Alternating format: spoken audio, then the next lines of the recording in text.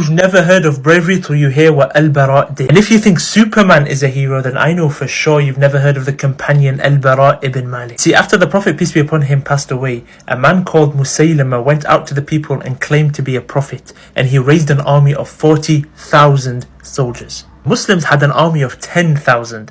And they attacked them in an area called Yamama. Now imagine this, the Muslims were still mourning the death of the Prophet, peace be upon him. They were outnumbered at least 1 to 4, and many of the famous companions and Huffaz of the Quran passed away in this battle. So morale was very low. The Muslims started to lose and they started to retreat. That was until the Muslims realized one simple thing. If they lose this battle, Islam would cease to exist. There will no longer be any Islam. So Khalid ibn al-Walid reorganized the army and they charged again at Musaylama's army. The Muslims would say to each other, there is no Medina after today. There is only Allah and then paradise. Because it literally was victory or Jannah. This fueled the Muslims so much that they forced Musaylama's men to retreat into their fortress with high walls. And this bit is important, so pay attention. Muslims surrounded the fortress, but Musaylama's men fired arrows on the Muslims. The Muslims couldn't just surround them and create a siege because they were low on supply. They definitely couldn't leave them because Musaylama would then raise another army and attack the Muslims. It was literally an impossible situation until Superman himself, Al-Bara ibn Malik, got an idea. He said, raise me on your shields and physically throw me over the wall. And look how cold he was. He said, either I will be a martyr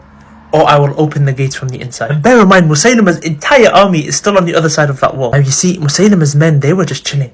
They were resting. They thought they were protected and safe within these walls of these fortresses. They could never suspect that someone is going to jump over the wall. Surely that would never happen. Then Al-Bara catapulted on the unsuspecting army. And he single-handedly fought the guards until he made it to the gates, and then he let the Muslim army in. And that is when the famous incident of Wahshi and this particular spear that most of you will know about, he struck it inside of Musaylama the Kadhab, Musaylama the liar. It was narrated that Al-Bara had over 80 wounds, and Khalid ibn al-Walid personally nursed him for a whole month until Al-Bara got better. That's how instrumental he was in this battle. Now, if you ask me about bravery, how many of us would have had the guts to do what Al-Bara did on this day? And since we're in the last 10 days of Ramadan, if you want the reward of feeding an orphan, click here to donate to the Ramadan campaign because we're so close to reaching